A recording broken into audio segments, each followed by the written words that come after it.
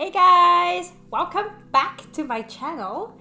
Today I'm going to be doing a request. My very first request. I actually had someone send me the link to the story they wanted me to cover. This went viral quite a while ago. So this story is actually posted on the funny Reddit thread. And this one was actually posted 11 years ago. So this story is called the Ryan Steakhouse story. So heads up, it is a long one. Grab some popcorn, grab a drink, whatever it is, and let's go through this together because we're probably going to be here a while. Like, I'm just scrolling through, just quite a bit. So let's get into it now. Now, I know there is a lot of embellishment that occurs on this group, and I am aware that a small number of things are perhaps sheer fabrication. But I have a story to tell that is the absolute truth. Funniest damn thing that has ever happened to me. A couple of weeks ago, we decided to cruise out to Ryan's Steakhouse for dinner. It was a Wednesday night, which means that macaroni and beef was on the hot bar. Indeed, the only night of the week that it is served. Wednesday night is also kids' night at Ryan's, complete with Dizzy the Clown wandering from table to table, entertaining the little bastards. It may seem that the events about to be told have little connection to those two circumstances, but will be clear in a moment. We went through the line and paced our orders for the all-you-can-eat hot bar, then sat down as far away from the front of the restaurant as possible in order to keep the density of kids down a bit. Don't blame them. Then I started my move to the hot bar.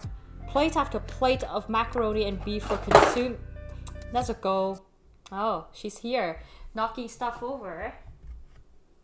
Come say hi to everyone. Right? You being bad, baby? Are you being bad? Anyways, I got distracted. Then I started my move to the hot bar. Plate after plate of macaroni and beef were consumed that evening. I tell you, in all, 4 heaping plates of the pseudo-Italian ambrosia were shoved into my belly. I was sated. Perhaps a bit too much, however. How do you eat that much? I have not been feeling well all day. What with a bit of gas and such. By the time I had eaten 4 overwhelmed plates of food, I was in real trouble. There was so much pressure on my diaphragm that I was having trouble breathing. Oh, excuse me. At the same time, the downward pressure was building. At first, I thought it was only gas, which could have been passed in batches. I should not have sniffed a cat. But I did, and it was worth it. At first I thought it was only gas, which could have been passed in batches, right at the table without too much concern. Unfortunately, that was not to be. After a minute or so, it was clear that I was dealing with explosive diarrhea. It's amazing how grease can make its way through your intestines far faster than the food which spawned the grease to begin with, but I digress. I got up from the table and made my way to the bathroom. Upon entering, I saw 2 sinks immediately inside the door, 2 urinals just to the right of the sinks, and 2 toilet stalls against the back wall. One of them was a handicap bathroom. Now, normally I would have gone to the handicap stall since I like to stretch out a bit when I take a good shit. But in this case, the door lock was broken, and the only thing I hate worse than my wife telling me to stop cutting my toenails with a pair of diagonal wire cutters is having someone walk in on me while I'm taking a shit. I went to the normal stall. In retrospect, I probably should have gone to the large handicap stall even though the door would not lock, because that bit of time lost in making the stall switch proved to be too long under these circumstances. By the time I had walked into the regular stall, the pressure on my ass was reaching biblical proportions. I began the move.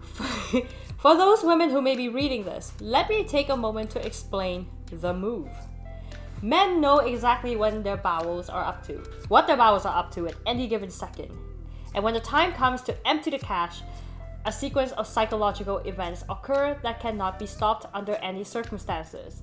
There is a move men make that involves simultaneously approaching the toilet, beginning the body turn to position one's ass towards said toilet, hooking one's fingers into one's waistline, and pulling down the pants while beginning the squat at the same time. It is a very fluid motion. When performed properly, results in a flawless explosion of shit at the same second that one's ass is properly placed on the toilet seat. Done properly, it even assures that the chode is properly inserted into the front rim of the toilet in the event that the piss stream lets loose at the same time. It is truly a picture of coordination rivaling that of a skilled ballet dancer. There's a whole technique to this. I was about halfway into the move when I looked down at the floor and saw a pile of vomit that had been previously expelled by one of these little bastards attending kids' night. It was mounded up in the corner, so I did not notice it when I had first walked into the stall. It's gonna end badly. Normally, I would not have been bothered by such a thing, but I had eaten so much and the pressure upward was so intense that I hit a rarely experienced gag reflex. And once that reflex started, combined with the intense pressure upward caused by the bloated stomach, 4 plates of macaroni and beef started coming up for a rematch. What happened next was so quick that the exact sequence of events are a bit fuzzy, but I will not try to reconstruct them as best I can. In that moment of impending projectile vomiting, my attention was diverted from the going-ons at the other end. To put a freeze frame onto that situation, I was half crouched down to the toilet, pants pulled down to my knees with a load of vomit coming up at my esophagus. Now, most of you know that vomiting takes precedence over shit no matter what is about to come slamming out of your ass. It is apparently an evolutionary thing since shitting will not kill you, but vomiting takes a presence of mind to accomplish so that you will not aspirate any food into the bronchial tubes and perhaps choke to death. My attention was thus diverted. I never even thought of that. But to be fair, I don't think I've done both at the exact same time either. So At that very split second, my ass exploded in what can only be described as a wake. I apologize for my cat. She's a little bit hyper right now. At that very split second, my ass exploded in what can only be described as a wake. You know, as in a newspaper headline along the lines of 30,000 killed in wake of Typhoon Fifi, or something similar. In what seemed to be most suitably measured in cubic feet, an enormous plug of shit, the consistency of thick mud with embedded pockets of greasy liquid, came flying out of my ass. I love this guy's writing skills. It's so graphic, I love it. Oh my god. But remember, I was only halfway down on the toilet at that moment. The shit wave was of such force and of such an angle in relation to the back curve of the toilet seat that it ricocheted off the back of the seat and slammed into the wall at an angle of incidence equal to the angle at which it initially hit the toilet seat. Then I sat down. A bit too late for that there, buddy. Recall that when that event occurred, I was already halfway to sitting anyway, and had actually reached the point of no return. This just reminds me of that song from Phantom of the Opera. Past the point of no return. I have always considered myself as relatively stable gravitationally, but when you get beyond a certain point, you're going down no matter how limber you may be. Needless to say, the shit wave, though of considerable force, was not so sufficient as to completely glance off the toilet seat and deposit itself on the walls. Like what you would see when hitting a puddle with a high-pressure water hose. Even though you throw water at the puddle gets moved and no water is left to reform a puddle. There was a significant amount of shit remaining on about 1/3 of the seat rim, which I had just now collapsed upon.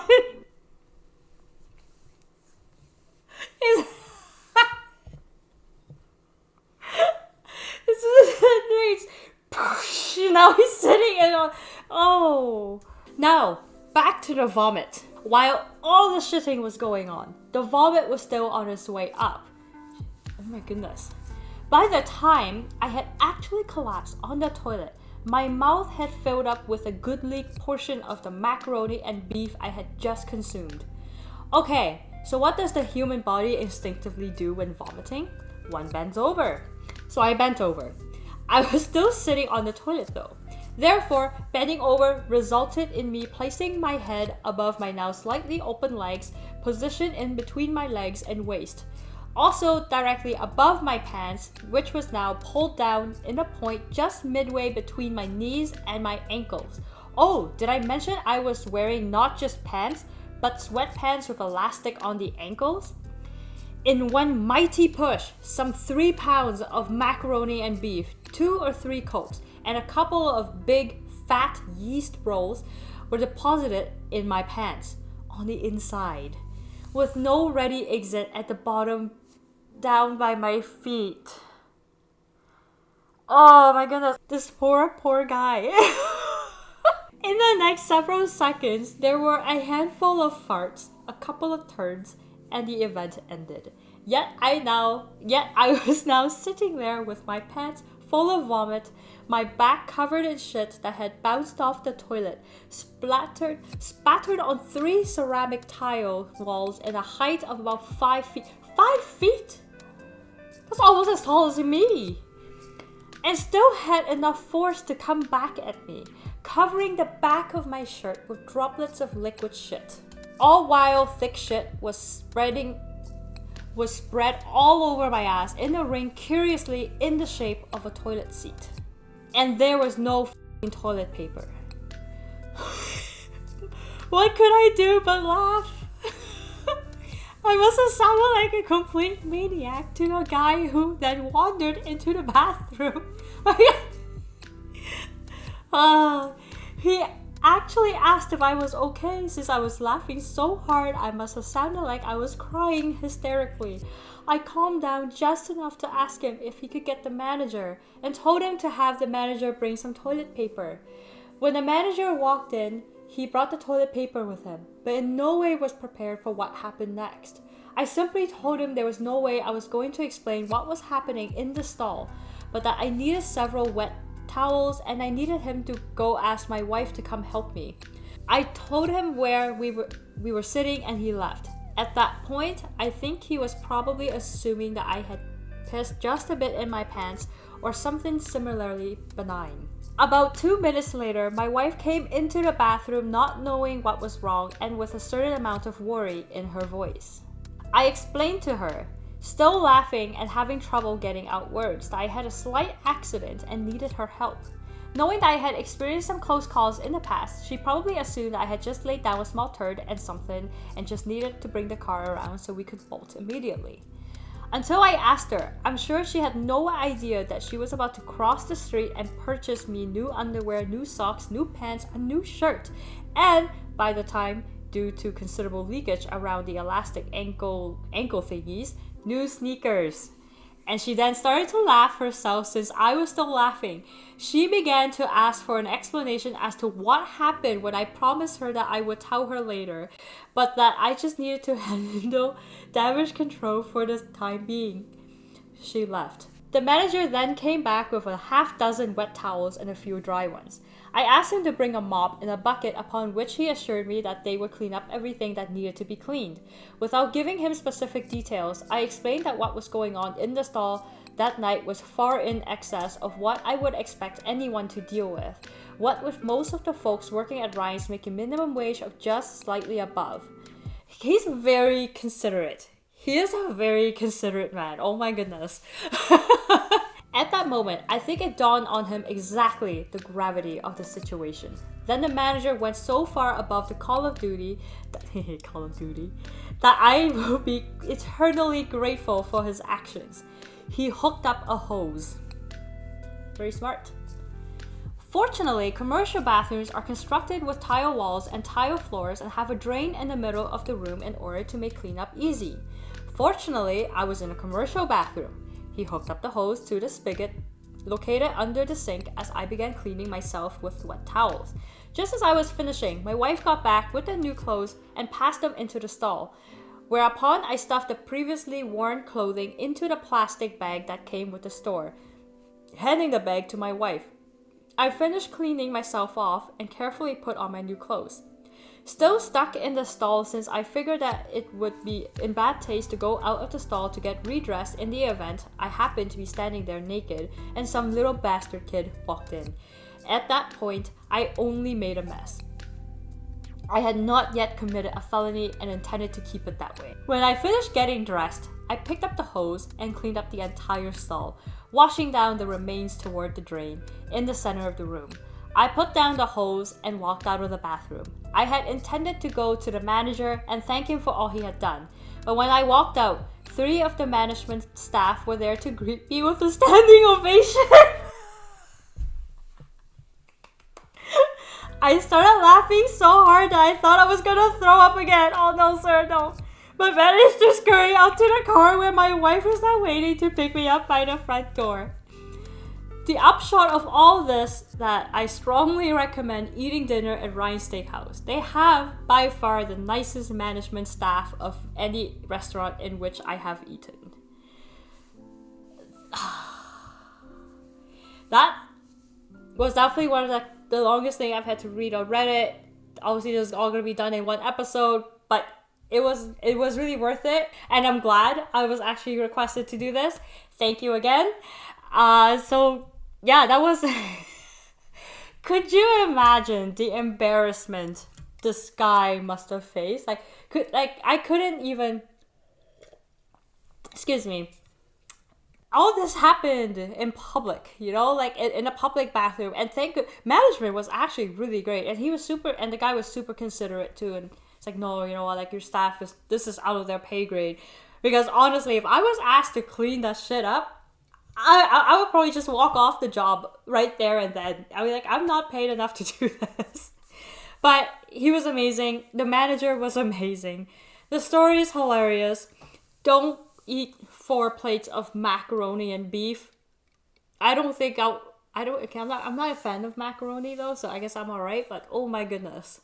Anyways, guys, thank you so much for joining me on this episode, and thank you for bearing with me on the length of it. I hope it was actually worth it. It was worth it for me to do. I thought it was absolutely hilarious. And yeah, don't forget to smash the like and subscribe button, and stay shiny, guys.